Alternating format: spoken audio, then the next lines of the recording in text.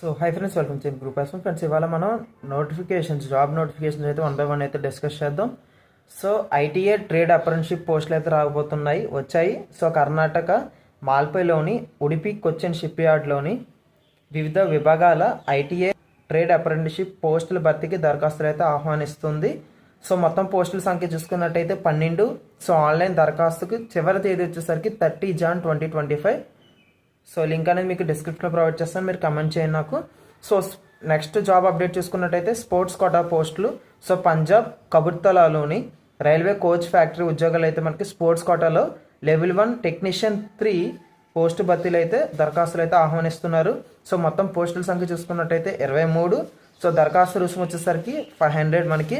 So అర్హులైన అభ్యర్థులు 2025 ఫిబ్రవరి 3వ తారీఖు లోపల ఆఫ్లైన్లో అయితే దరఖాస్తు చేసుకోవాలని చెప్తున్నారు.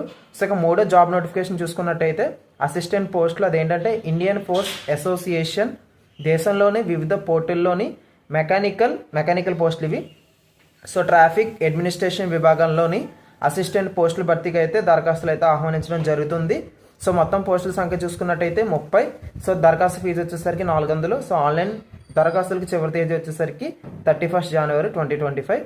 సో నెక్స్ట్ పోస్టులు చూసుకున్నట్టయితే టెక్ పోస్టులు. సో ఇంజనీరింగ్ చదివిన అవివాహిత అంటే పెళ్లి కాని వాళ్ళు ఎవరైతే పురుష మహిళా అభ్యర్థుల కోసం భారత రక్షణ రంగం షార్ట్ సర్వీస్ కమిషన్ విభాగంలోని టెక్ పోస్టుల భర్తీకి నోటిఫికేషన్ అయితే విడుదల చేయడం జరిగింది.